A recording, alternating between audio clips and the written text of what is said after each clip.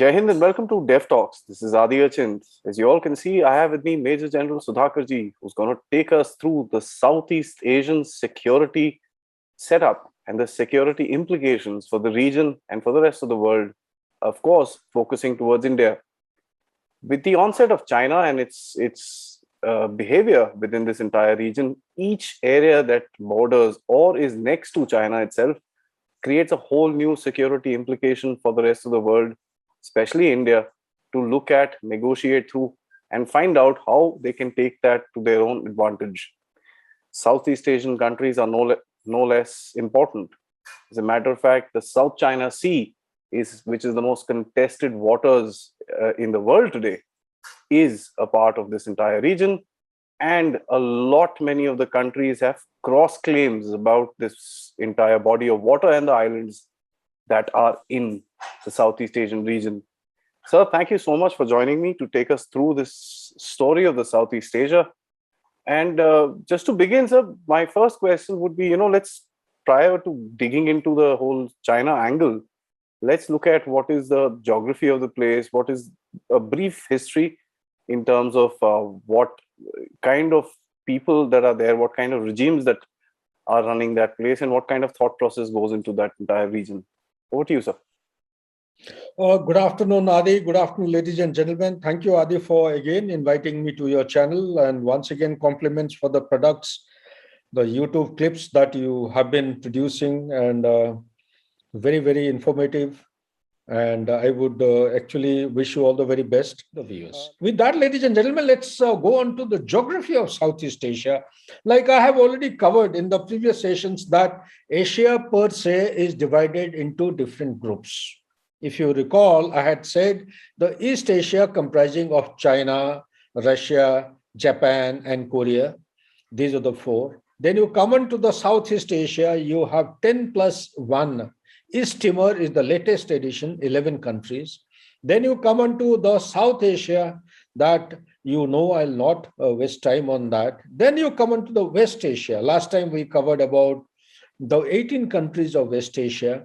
Iran, incidentally, causes a lot of conflict in the mind in understanding. But as per the statistical division, Iran, which is geographically supposed to be part of West Asia, they have grouped Iran as part of the South Asia. But for our study of immediate neighborhood, we will not be covering Iran. We'll cover Iran separately if it deems appropriate and if time permits. Thereafter is the Central Asian Republic, which you have already covered. And now we are covering the Southeast Asia. Ladies and gentlemen, Southeast Asia or Southeastern Asia, it's a sub-region of Asia, like I have covered. And it consists of the region that are geographically south of China, east of Indian subcontinent, northwest of Australia. Ladies and gentlemen, it is a region of peninsulas and islands.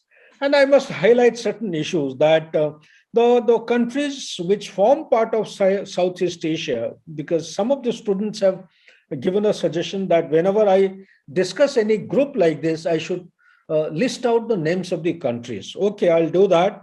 It consists of Indonesia, Malaysia, Singapore, Philippines, East Timor, Brunei, Cambodia, Laos, Myanmar, Thailand, and Vietnam. Ladies and gentlemen, having seen the geography, before we go on to the strategic significance, a word or two about the historical relevance. The historical relevance of Southeast Asia. Thereafter, we'll cover the strategic importance, ladies and gentlemen. As you all know, we in Asia have cultural and religious linkages with each other. And due to our strong economic and trade with these nations, we enjoy a very good natural rapport. There is a kind of a natural relationship which is actually evolved over the years. And most important thing is, ladies and gentlemen, is that there are about 9 million Indian diaspora who are in Southeast Asia. All of them, majority I would say, are the businessmen. 9 million. And take your mind back to, because of shortage of time, I'll not be covering about Chola dynasty, the Kalinga dynasty, where the trade is to go in an absolutely regular manner centuries ago. So that was the start one. Then the religion started expanding. You have Hinduism there today. You have the state like Bali. It's a Muslim-dominated place where you have Gayatri Mantra recited there. early morning. So these are the contradictions that you have as you go towards the Southeast Asia. The major temples, if I cover, you will be surprised that the Indian relationship with Southeast Asia has got numerous components. And historically, our trade between India's coastal kingdoms of Orissa, like I stated, it's now called as Odisha, and the southern India and countries in Southeast Asia, such as Thailand, Malaysia, and Cambodia, are well documented. Ladies and gentlemen, in addition, we have Buddhism and Hinduism. Both Indic religions retain a strong influence in Southeast Asia. And as you all know, with epics like Mahabharata and Ramayana being part of the ethos of Southeast Asia, well, I don't have to give you the rest of the narrative. We can well link up and understand and come to a conclusion. But importantly, again, on request of some students who have made some point, that if I can highlight the historical linkages and the religious linkages, well, I have like Indonesia. In Indonesia, ladies and gentlemen, we have the airways with Indian names, Garuda and Ganesh, okay, in currency notes as well. Universities, banks with Hindu names. These are the contradictions that you see today. It's not one night or a few days development. It's been over the centuries which has taken place. Now come to Cambodia. Now we have the oldest temple.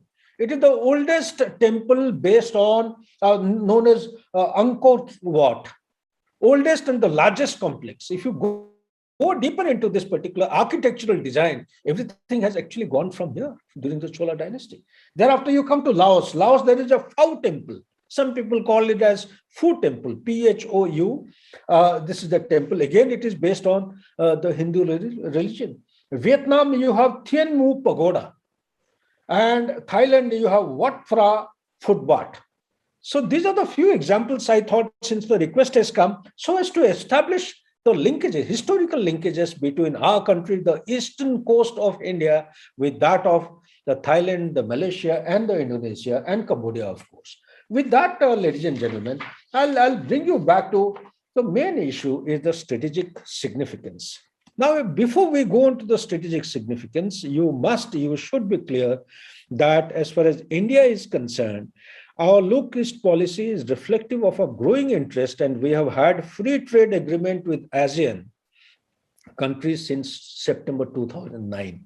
For the information of the students, since I'm getting this perpetual request, so dates of signature of this agreement was 13th August 2009, and it came into effect from 1st January 2010.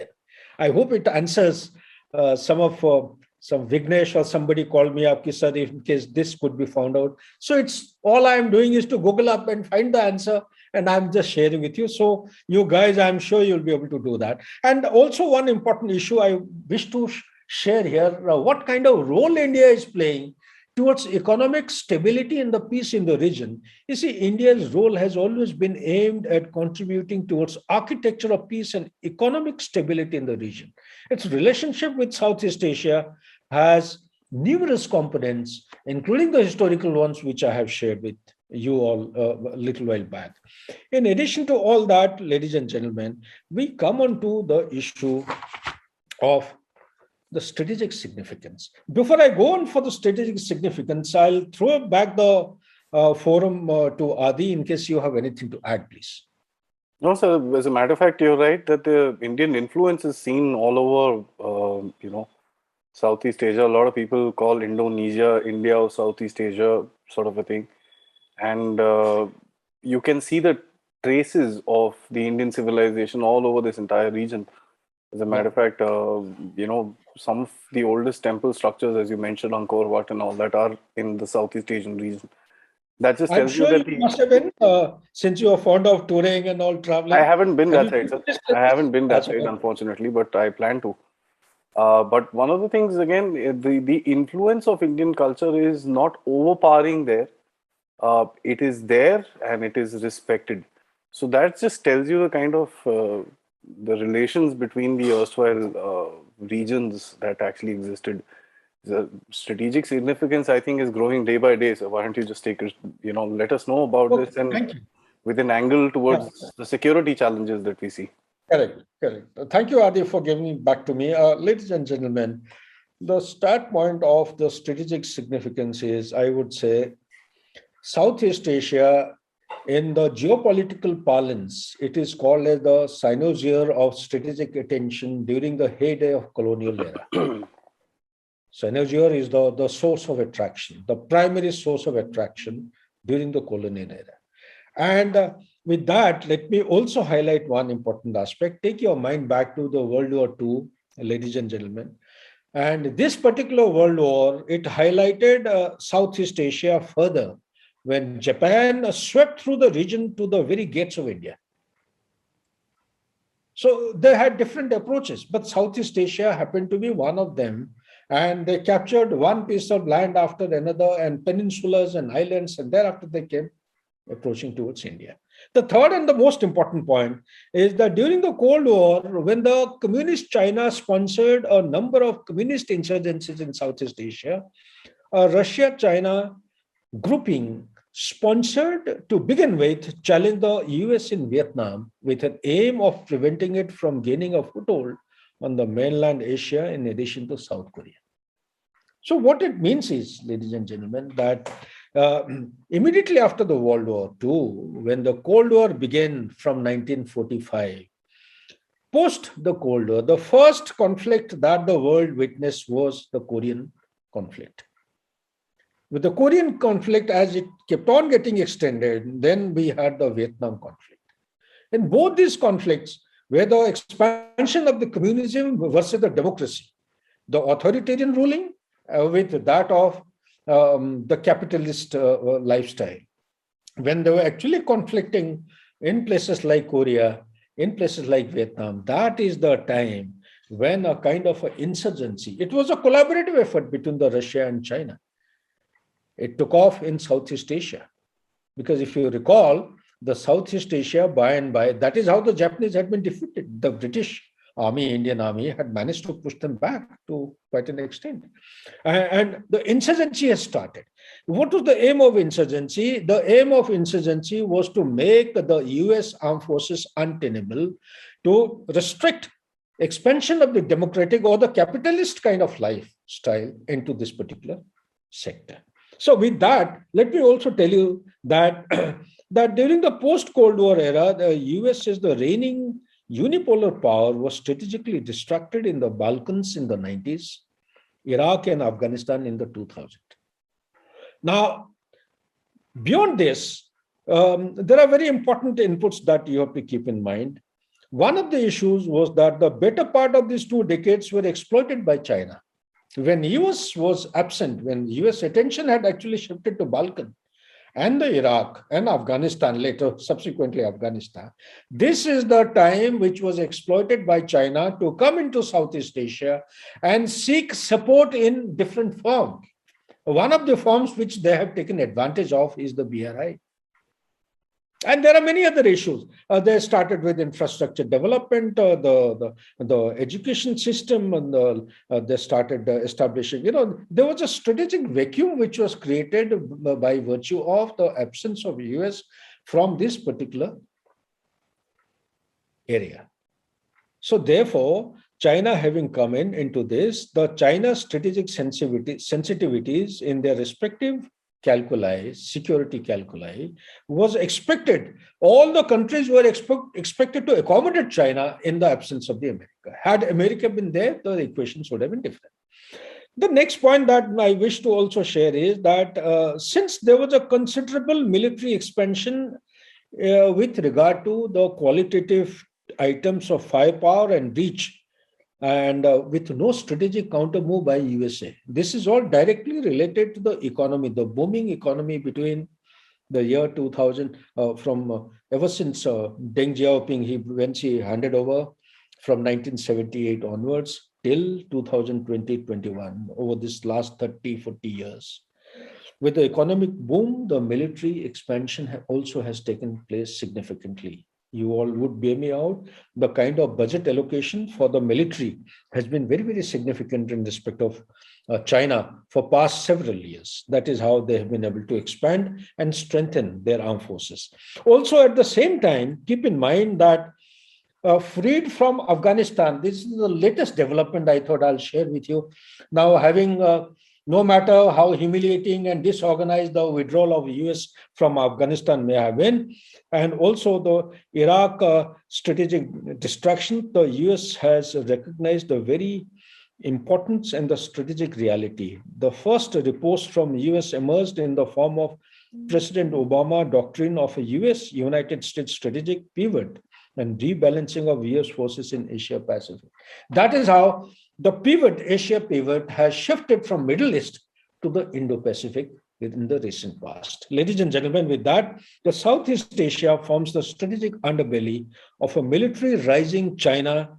And when China is jostling with the US strategically to be counted as a strategic equal, the US would necessarily be focused on reconfiguring strategic equations in Southeast Asia. This is, ladies and gentlemen, called as the great game. And to define great game in this particular area, if I may say that it is therefore now in full strategic swing in Southeast Asia, which could have considerable strategic impact, not only in Asia Pacific. Earlier, they used to call Indo-Pacific as Asia Pacific. Who? They means who? The US. Now, the same Asia Pacific has taken a new name. It's called Indo-Pacific. In their parlance or expression, they call it from Hollywood till Bollywood. But as far as Australia and India and Indonesia are concerned, we call it from the west coast of America till the east coast of Africa.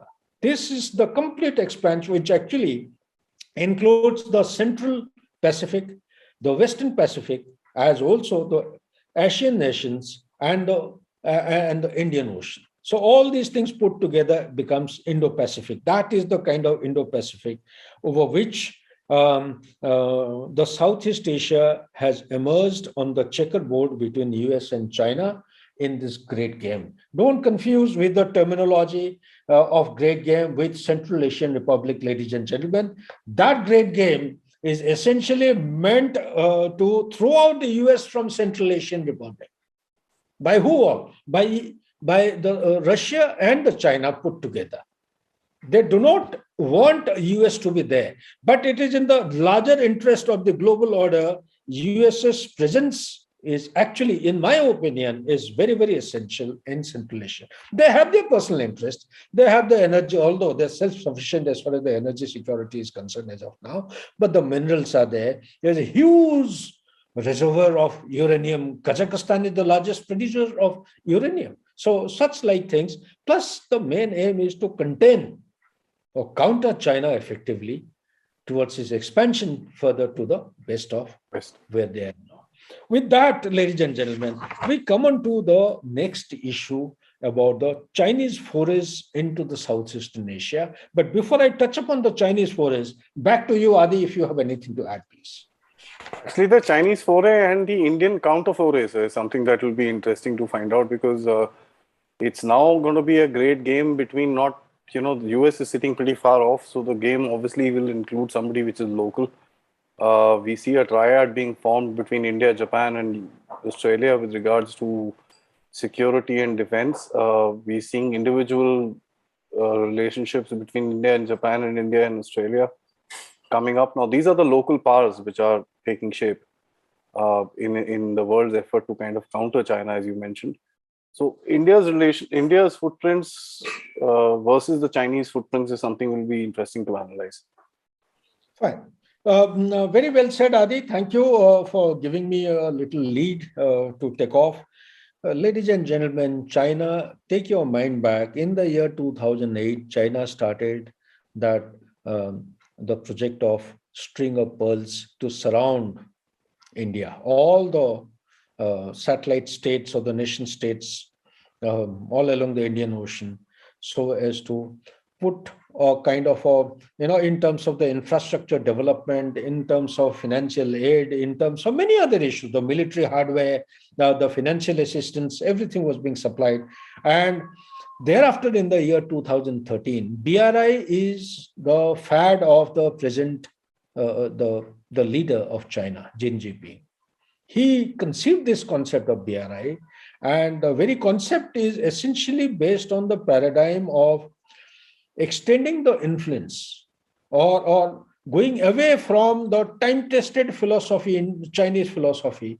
You see, what did Deng Xiaoping said? Deng Xiaoping said, hide your brightness, cherish obscurity. Just focus on your development. Focus on the economy. Focus on the military might. But the stage of China has come to such an extent that Xi Jinping said that now the stage is over. There is no point hiding your brightness and cherishing obscurity. Now let go full fog. Let's assert ourselves. Unless you assert yourself, you will not be able to tell people the world how strong you are. Then commence the very concept of the BRI. The concept of BRI, although on paper and a lot of documents you find $1 trillion, that is the commitment. But if you carry out deeper research, you will find their overall budget allocation or assignment is around worth about $4 trillion. Out of 4 trillion, 1 trillion reportedly has been committed on the ground, which is touching more than 120 countries. And out of 120 countries, it's a different issue that there are good about 42 to 50 countries which have already raised the arm and for having defaulted, having fallen under the debt diplomacy. So there are, it's not taking off the way it had initially been conceived.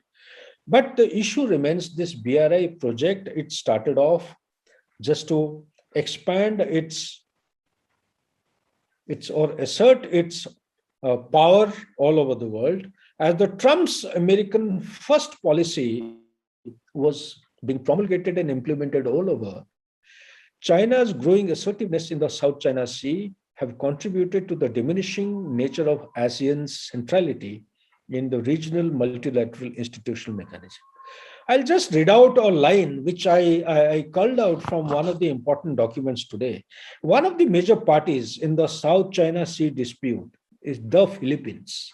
We tend to actually take Philippines for granted, but it is the primary, I would say, the nation state which is playing a very important role in South China Sea. This has become more accommodating. Unfortunately, this is a contradiction to what my understanding was till date.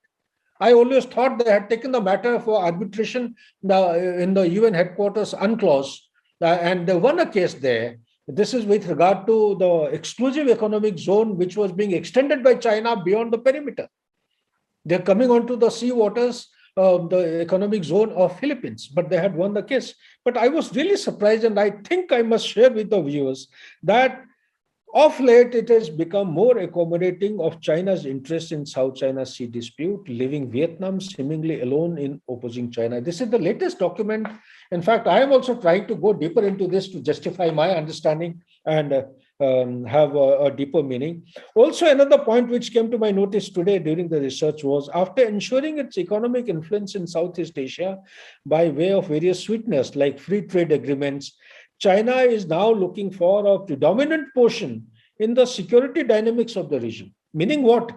Meaning it has already effectively contained Southeast Asia's opportunities to various physical activities in South China Sea. One, started meddling in regional issues.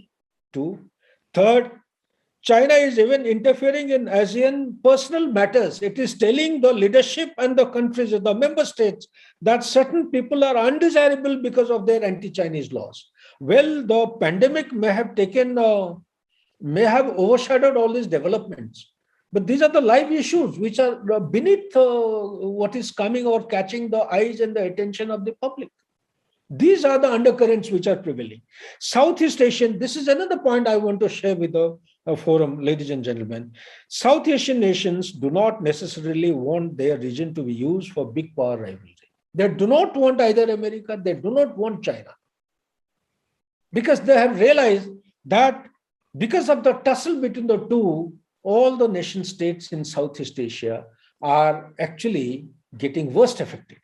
So therefore, what does it mean? It means that they do not necessarily want their region to be used for big power rivalry, but the member states of ASEAN do not have concern about China's regional dominance. These are contradictions, ladies.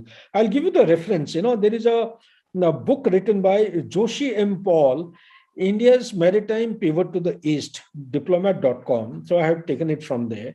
there is another reference. But what is of relevance and significance is, ladies and gentlemen, how things are changing rapidly. China having signed a fresh set of investment deals in recent past approximately for 1,562 BRI projects. In all Southeast Asian countries put together, there are 1,562 BRI projects, and increased its investment from, these are very meager sum, from $2.37 billion in Indonesia to $4.7 billion in 2019.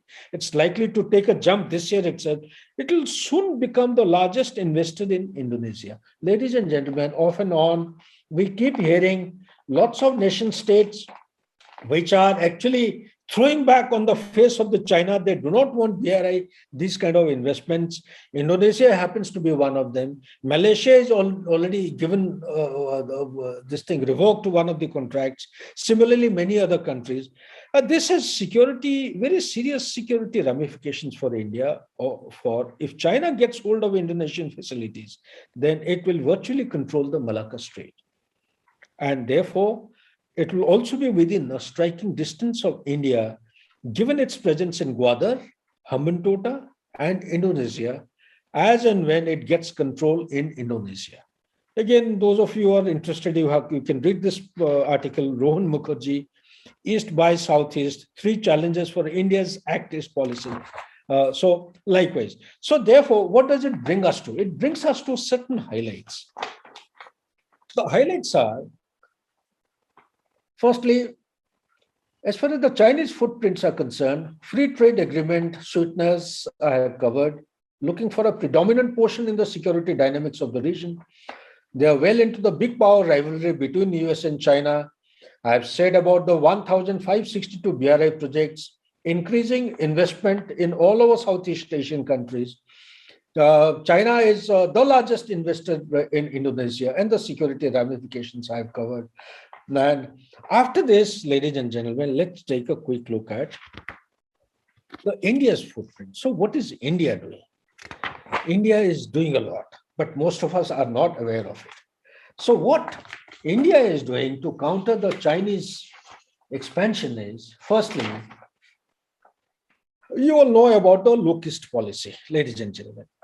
Now, the current locust policy, which has assumed the shape and profile of Act East policy, India's focus has strengthened on multifaceted relationship with ASEAN, and as an outcome of the significant changes in the world's political and economic scenario since 1990s, and India's own march towards economic liberalization. Ladies and gentlemen, as you all know, that India's search for economic space resulted in locust policy. The locust policy has today matured into a dynamic and action-oriented Act East policy. The most important milestone I wish to share with you, which came to my notice again today, was the Honorable Prime Minister of India at the 12th ASEAN-India Summit and the 9th East Asia Summit held in Nay Pyi Taw, Myanmar in November 2014. Formally enunciated the Act East policy. The India's focus remains on enhancing economic development in ASEAN via greater infrastructure connectivity, region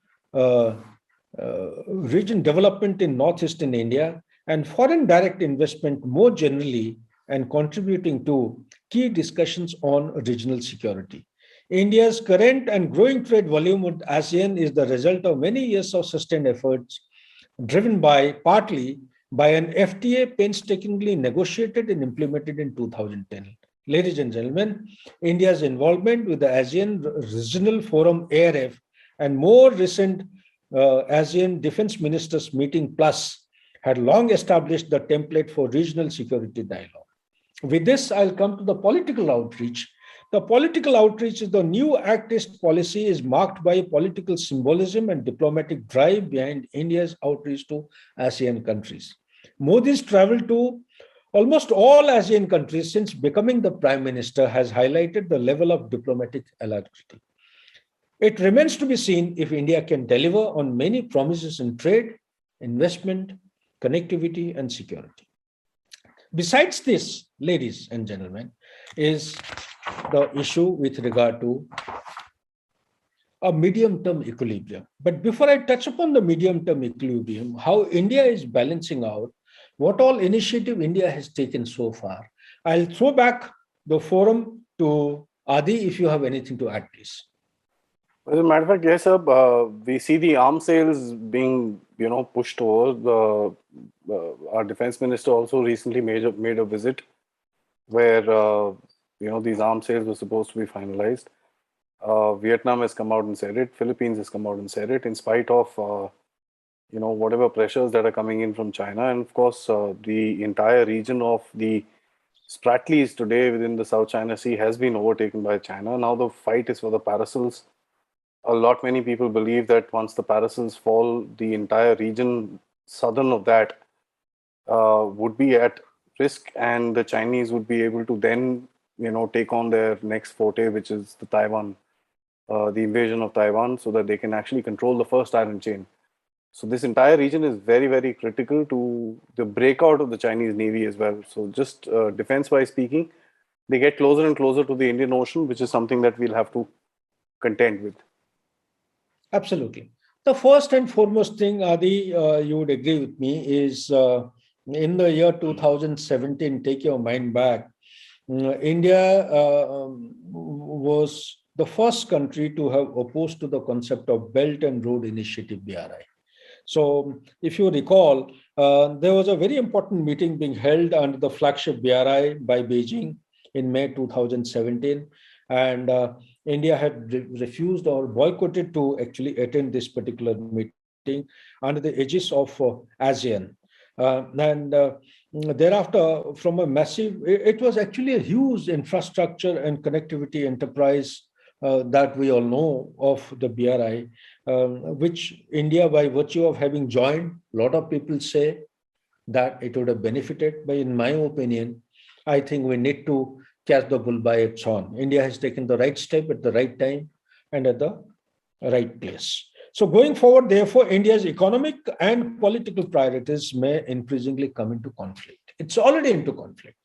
That's how the current ongoing standoff along the northern border is one of the manifestations of the conflict which between China and India. The second point I wish to highlight is that the deepening defense cooperation in the South China Sea, New Delhi risks getting embroiled in a future maritime controversy or conflict between Beijing, one or more ASEAN nations. That notwithstanding, the dynamics have actually changed in past 1 year. The AUKUS, the Quad had come into being in the year 2007 with the proposal given by Japan. Materially speaking, in substantive form, it has assumed some kind of contour and shape recently, in past 8 to 9 months. We may call it is a non-security alliance or a grouping, but I have my own understanding that Malabar cannot be called as a non-security exercise. When you have more than one country, Malabar concept started in 1992, when US and Indian Navy, they got together. Thereafter, Australia, I think, registered its membership in the year 1995, if I'm not wrong. That's how it's been expanded. So therefore, with AUKUS and the Quad having come in, I mean, these kind of deductions, which I had given in my previous talk in IIT Roorkee or maybe Indore, have actually lost the relevance. Conflict is a foregone conclusion. There is nothing to look back to. We have to look ahead. And with that, I would say that India has to be mentally prepared. And also physically, from the resource point of view, we have to actually cater for our capability building. To justify this particular issue, I would like to give you an example that in the month of August last year, if I'm not wrong, we had our frigates which are there in South China Sea, almost 2 of them. Yeah, correct. Yeah, it was there in last year, in August. So basically all I'm saying is that there may be friction, there may be conflict arising out of this, there may be misunderstanding, but overall, globally speaking, Indo-China Sea has taken a different kind of a connotation with the expansionism of China. They're having encroached into South China Sea, developed the South China Sea artificially, created new assets and infrastructures, and also impeding the very use of the slot, the sea lanes of communication smoothly. The freedom of navigation is being denied. And mind you, globally speaking, almost close to $5 trillion worth of trade passes through South China Sea annually. $5 trillion. And about one third the global the oil required by all the countries in the world, one third they pass through this. Two-thirds of LPG, the liquid petroleum gas, it passes through this. 50%, more than 50% of the containers in the world, they pass through the South China Sea. Look at the kind of traffic which is going on. So therefore, the importance and the relevance of all these places. And now I'll come straight to India, how India is actually countering China. Since one of the very enthusiastic candidate called up and requested, sir, if you can cover country by country. Well, I have done a little bit of research. If I'm missing out any point, you can come back or fill up the gap, ladies and gentlemen. You see, the India's footprint to counter Chinese expansion or counter the BRI is taking place like this. In Myanmar, some of you may argue that the Kaladan project has come to a standstill. Well, in international relationship, these things will happen. There is a violence, there is a conflict in the Kachin rebels are not allowing, Kachin rebels for the namesake, but they are being supported by the Chinese, as also the ISI of Pakistan. In Myanmar, 50 houses have been built and handed over for Rakhine State, RSDP. $5 million worth of loan for road development has been given by government. Trilateral India, Myanmar, Thailand highway was initiated, although it has not taken off in real earnest. This is something on which India has to work. We have to develop, put a heart and soul, and find ways how to give a positive spiral, twist to the Kaladan multimodal transit transportation project passing through Kolkata and Sitwe. We have to find, they have applied blocks in between, but we have to find ways and means. Next is Philippines. I come to Philippines, ladies and gentlemen. Most of us should actually, massage ourselves with a lot of pride and ego. India-led partnership made the highest bid for New Philippines worth $400 million Makatan Cebu International Airport. So that airport has been taken over by us. It's being developed. Whether it is being used or not, I really don't have specific authentic input. Maybe Aadi, you will be able to throw some light in case you are aware of, but to the best of my research and understanding, this airport is with us. We have taken over, it's being used. Singapore. The Navy gets an access to Singapore's Changi Naval Base for logistic support, including refueling located near the disputed South China Sea. Thailand. Some of you had given me some hint about the India-Myanmar-Thailand Trilateral Highway is in a backseat. Well, I cannot comment. All I can say is that Government of India, having initiated the process, has to give an impetus to the project so that we get going ahead. Otherwise, it will be a standstill or maybe a stillborn child. This highway is reaching Masot in Thailand and will expand, as per the initial plan, expand land connectivity through Northeast India to Southeast Asia. So this you have to, again, during a telephonic call, somebody was countering or arguing with me, sir, Northeast India is blocked, Myanmar is gone. Well, these are all temporary phenomena. All I can say is you have to plan and see how best the plan can be implemented in international relationship. Somebody also was throwing a question. We have invested $3 billion worth of dollars in Afghanistan. Has it gone as a waste? Well, in international relationship, nothing goes waste. And this kind of money, and every time you invest some money, it doesn't have to give you the benefit. So you can take it as a sunken cost or whatever in management parlance, put the whatever language you wish to. It may go as a waste. For all you know, my philosophy is there is a cosmic reality and equation all over the universe. Wherever something has been put, that will sooner or later either come back to you or manifest in a manner which will be favorable to our national interest. That has to be understood in that. So likewise, come to Vietnam, we have contributed significantly. A lot more things are going in now. India has invested significantly in oil exploration, ladies and gentlemen. Second, I'll come to the specific. The ONGC is offered blocks in South China Sea. The ONGC V, that is called as OBL, and Petro-Vietnam, they signed a MOU last year to promote joint cooperation in hydrocarbon sector. Training to Vietnam military is being given for several years now. There is a provisioning patrol ship given by India. Vietnam is basing right at Nha Trang to Indian Navy. That is, it's like a staging point. It's like a docking facility. The deployment of Bhramos has been completed, and a more number of them are going in there.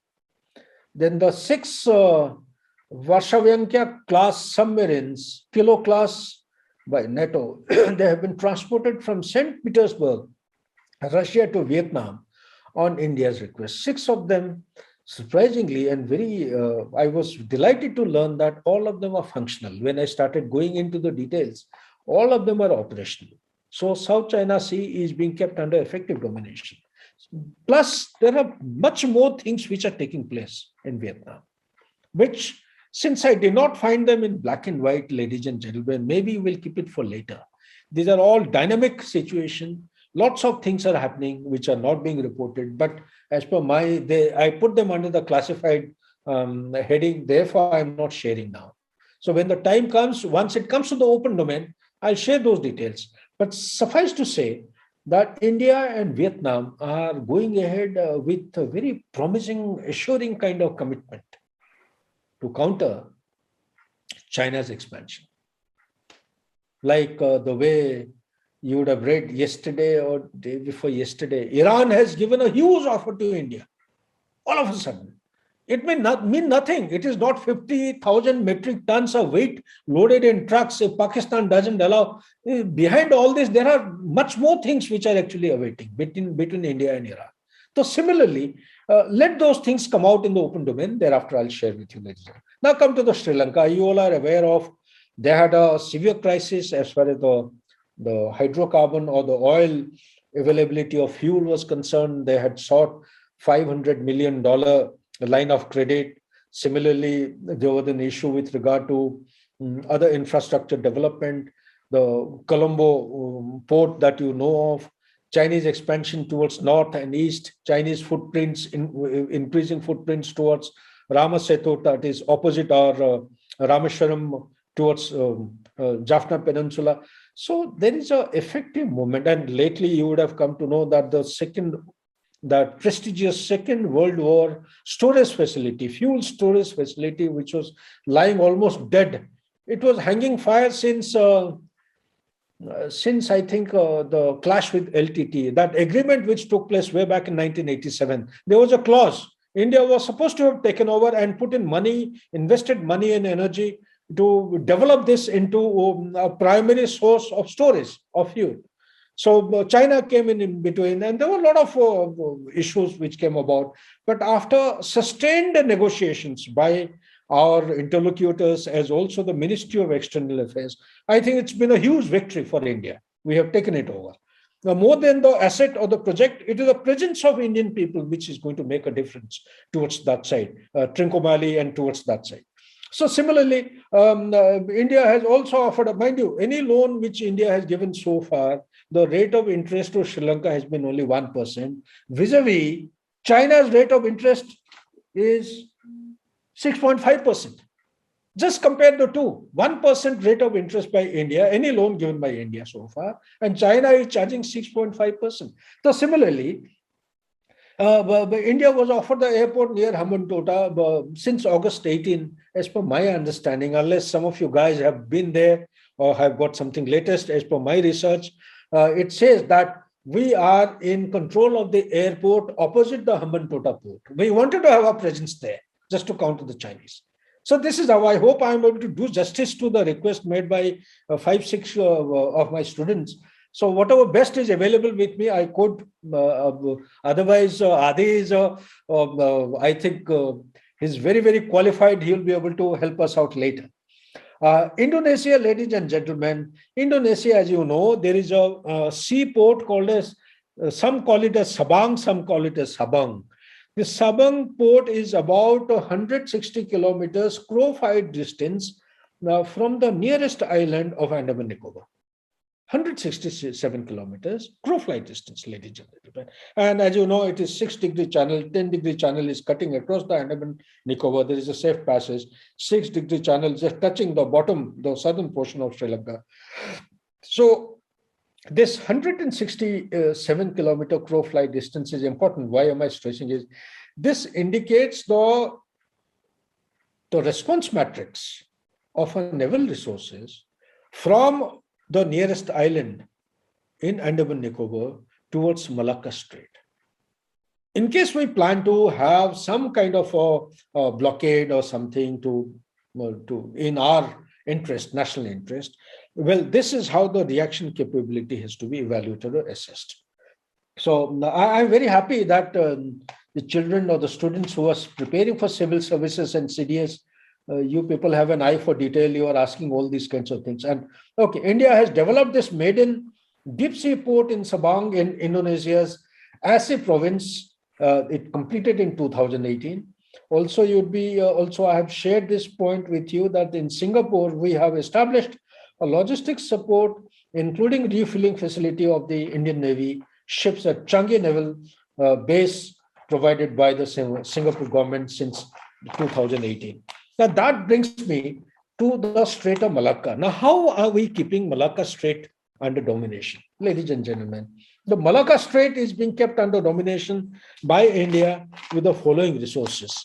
There may be many more, but this is all I could find out. Maybe during COVID time, things haven't got mobilized, but this is all specific, available in open domain. There is nothing classified I'm sharing, ladies and gentlemen. Now, in it, we have L-55 landing craft ship at Port Blair. We have Boeing P-8I is a long range, as you know, that it's a maritime aircraft meant for surveillance, multi-mission maritime patrol aircraft designed for Indian Navy. I have been advised not to give the quantity, but we have sufficient quantity to carry out surveillance, keep the area under surveillance with due overlap. Third, we have signed a maritime pact with the Japan just to keep Malacca Strait under domination.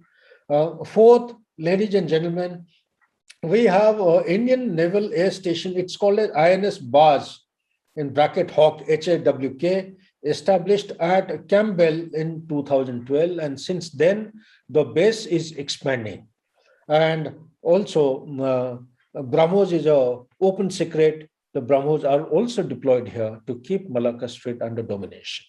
Now, with that, I come on to the next point, ladies and gentlemen. The next point is about the Malabar practice. Like Malabar exercise, conceptually, it started in the year 1992. It was basically to bring the US and the Indian Navy together and carry out training to improve the joint training capability between the two naval resources in the Indian Ocean, given the fact that the Chinese had started expanding their footprint in Southeast Asia. From 92, now it is 2022. We have had the following Malabar exercises in recent past. One was held, you see, Australia, US, Japan, they participated in exercise held in Bay of Bengal 2019. This also, one student, I think a naval commodore's son had actually. These are the additional details I have found out. Rest you can Google and find out.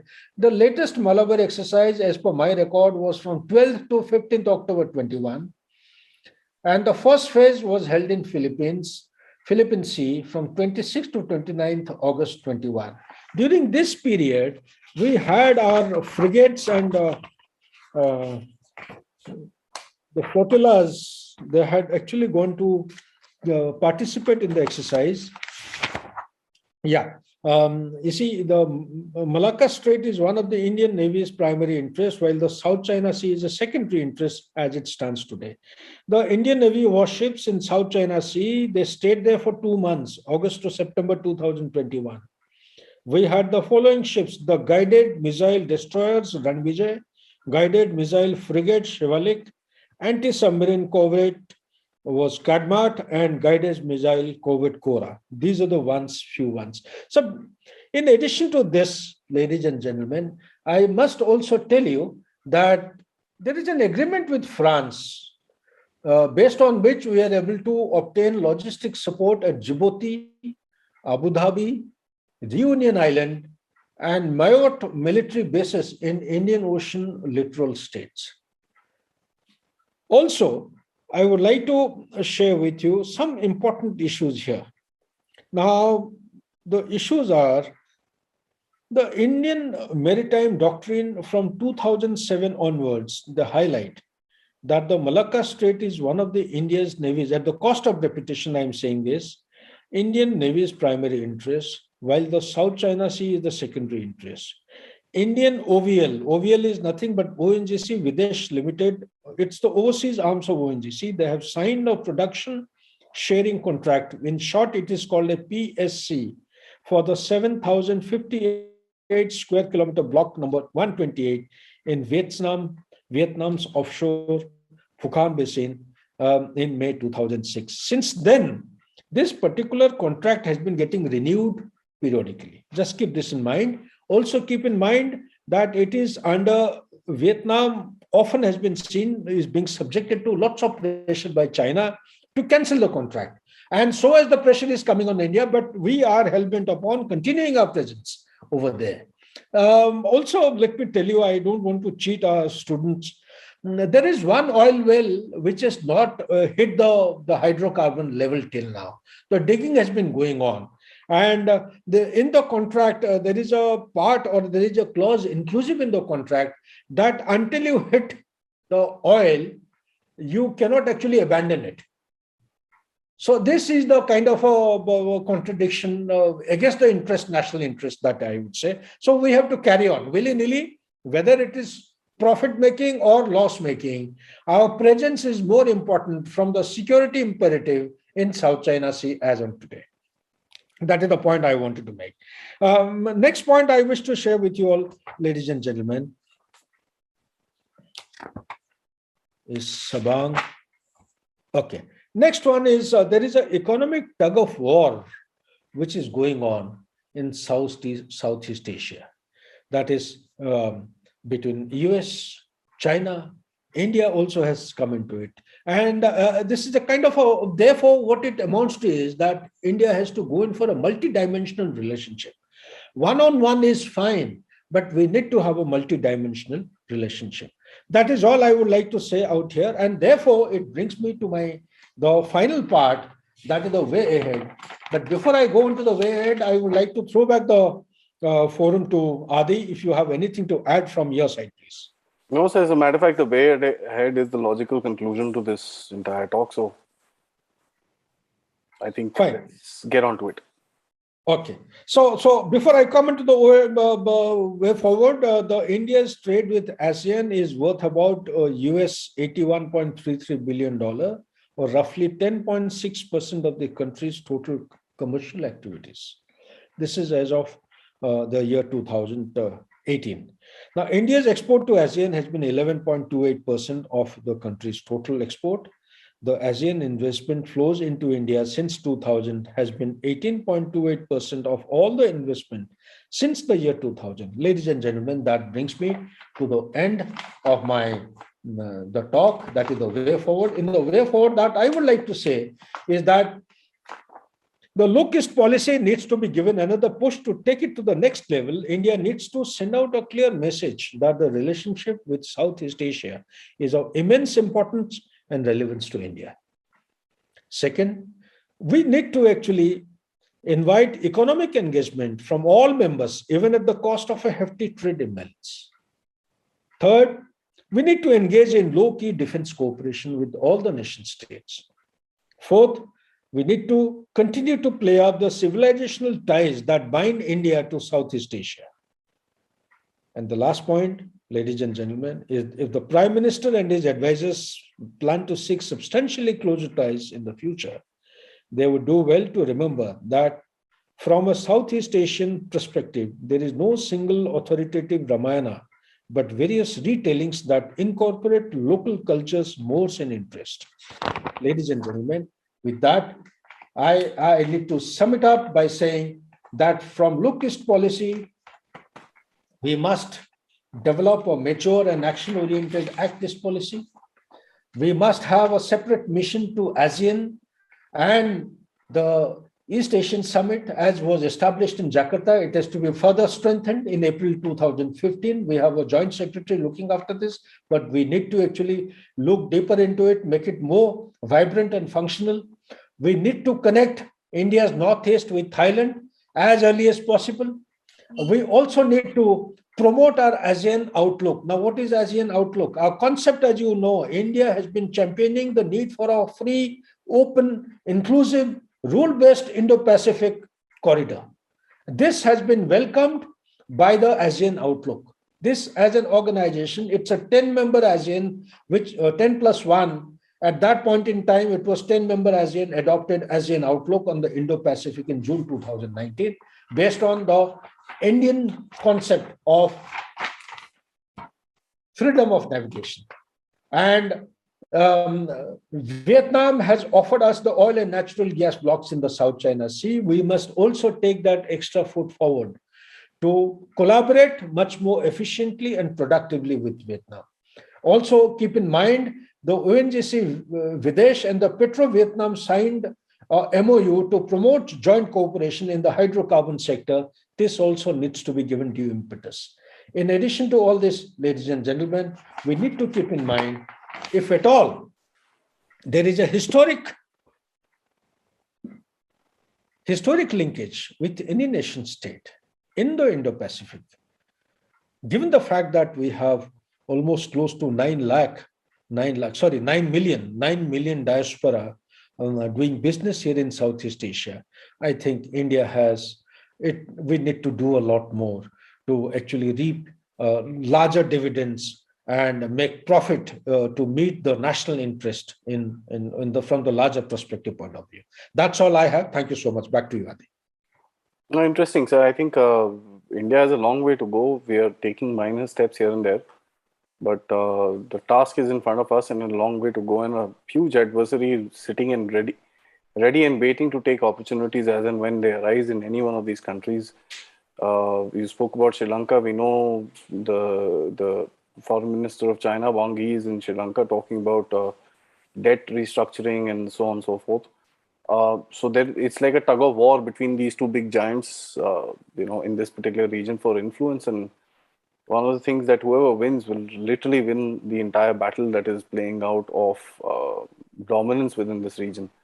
Although Indian Ocean is still safe, but it's not long if the Southeast Asian countries kind of fold up under Chinese pressure that the Chinese would be sitting within the Indian Ocean as well. Thank you so much, sir, for taking us through this very interesting talk about, our Eastern friends. And till next time for another topic on global security. Jai Hind, sir. Thank you so much, Aadi. Thank you. Thank you, sir.